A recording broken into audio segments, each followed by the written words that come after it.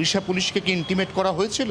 Intimate করা হলে কখনোই শুটিং পারমিশন পাওয়া যেত না, কারণ তালসারি একটি সংরক্ষিত সমুদ্র তট।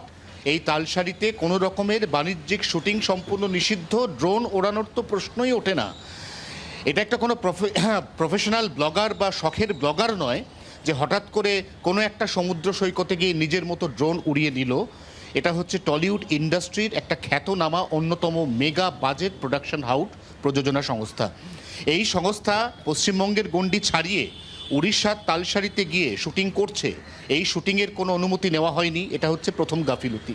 দ্বিতীয় গাফিলতি, শুটিং ইউনিটের সঙ্গে কোনো অ্যাম্বুলেন্স ছিল না বলে প্রত্যক্ষদর্শীরা জানাচ্ছেন। শুটিং ইউনিটের মধ্যে এমন কোনো ব্যক্তি ছিলেন না যিনি যে কোনো আপৎকালীন অবস্থা, যদি জলে শুটিং হয় তাহলে সেক্ষেত্রে যদি কেউ বাই চান্স অসুস্থ হয়ে পড়েন তাকে উদ্ধার করার পর সিপিআর দিতে হয়। এই সিপিআর দেওয়ার মতো প্রশিক্ষিত কোনো কর্মী সেখানে ছিলেন না বলে প্রত্যক্ষদর্শীরা দাবি করছেন। এগুলো সমস্ত পুলিশ পরবর্তী সময় তদন্ত করে দেখবে।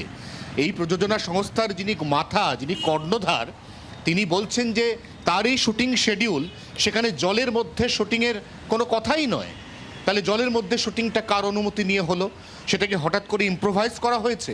যদি ইম্প্রোভাইজেশন হয়ে থাকে তাহলে তার আগে বেশ কিছু বিষয়বস্তু মাথায় রাখা উচিত ছিল, যে বিষয়গুলো এখানে সম্পূর্ণত ইগনোর করা হয়েছে বলে এখনো পর্যন্ত প্রত্যক্ষদর্শীদের একাধিক বয়ানে উঠে আসছে। এবার আসি প্রোডাকশন ইউনিটের পরস্পর বিরোধী বয়ানের কথায়। প্রোডাকশন ইউনিটের একটা অংশ তারা বলছে শুটিং প্যাকআপের পর কোনো কোনো কলাকুশলী তারা হোটেলে ফিরলেন, কেউ কেউ কলকাতার দিকে রওনা হলেন। সেই সময়ে রাহুল অরুণোদয় বন্দ্যোপাধ্যায় তিনি সমুদ্রের ধারে গেলেন। একা গেলেন নাকি তার সঙ্গে কেউ ছিল সেটা নিয়েও দ্বিধা বা দ্বিমত রয়েছে, এবং তারপর তিনি তলিয়ে যান। তার সহ অভিনেত্রী বলছেন একই সঙ্গে নৌকার মধ্যে শুটিং চলছিল, ঢেউয়ের ধাক্কায় নৌকা টালমাটাল হয়ে যায়, নৌকাটি উল্টে যায়, তিনি উঠে আসেন, তাকে উদ্ধার করা হয়। সেই সময় রাহুল অরুণোদয় বন্দ্যোপাধ্যায়কে খুঁজে পাওয়া যাচ্ছিল না। যখন তাকে খুঁজে পাওয়া গেল তখন হাসপাতালে নিয়ে গেলে আর বাঁচানো সম্ভবপর হয়নি। তার মানে এই সহ অভিনেত্রী তিনি বলছেন যে একসঙ্গে শুট চলছিল সেই সময় এবং শুট চলাকালীন এই গোটা দুর্ঘটনা। যদিও প্রোডাকশন ম্যানেজার তিনি বলছেন শুটিং প্যাক আপ হয়ে গিয়েছিল, তারপরে এই ঘটনা। দুজনের বক্তব্যই আপনাদের শোনাবো। কিভাবে পরস্পর বিরোধী বক্তব্য উঠে আসছে দেখুন। আমি স্পটে ছিলাম না। আচ্ছা, কারণ আমার প্যাক আপ হয়ে গেছিলো, আর্টিস্ট ছাড়ছিলাম হোটেল থেকে। আচ্ছা, তখন খবর এসছে যে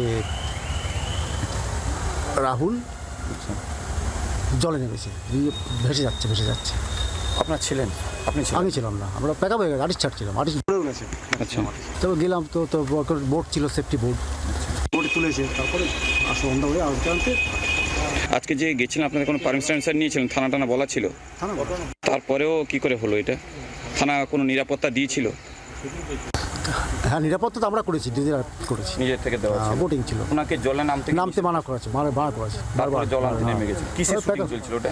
তো ভোলে বাবা পার কাটে যা টিভি শো। নামটা শোনাতে হলে অরুণোদয় ব্যানার্জি। আগে আমরা একসাথে শুটিং করছিলাম, সমুদ্রে নেমে সমুদ্রে শুটিং করছিলাম আমরা। পড়ে গেল নাকি ও একা হঠাৎ করে? আমিও পড়েছি, দুজনেই পড়ে আমি গেছি। ঠিক আছি। রাহুল দাকে দেখো না, রাহুল ঠিক আছে তো? আমাকে যেতে দিচ্ছে না, আমাকে যেতে দিচ্ছে না। ভাবলো না ঠিক আছে বাবা, দেখছিলাম। ঠিক করে তোলো, আমি কথা বলবো।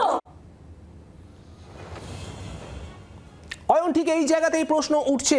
দু ধরনের মন্তব্য একেবারে স্পষ্ট হয়ে যাচ্ছে, কিন্তু তাহলে তো প্রশ্ন উঠছে যে যে সময় ঘটনাটা ঘটেছিল সেই সময় শুটিং চলছিল নাকি শুটিং শেষ হয়ে গিয়েছিল, শুটিং চলছিল না, তারপরের কোনো সময় এই ঘটনা?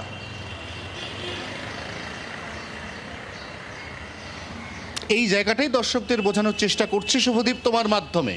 এই দুজনের মধ্যে যে কোনো একজন ঠিক বলছেন, একজন ভুল বলছেন। কে ঠিক বলছেন আর কে ভুল বলছেন এটা পুলিশের খুঁজে বার করা দায়িত্ব। আপাতত প্রোডাকশন ইউনিটের বেশ কিছু সদস্য তাদেরকে ডিটেন করা হয়েছে জিজ্ঞাসাবাদের জন্য, এবং তার সঙ্গে সঙ্গে আজকে হয়তো বিকেলের মধ্যে বা সন্ধ্যের মধ্যে ময়না তদন্তের প্রাথমিক রিপোর্ট পুলিশের হাতে আসবে। বাংলার আওয়াজ, বাঙালির আবেগ, জি 24 ঘন্টা।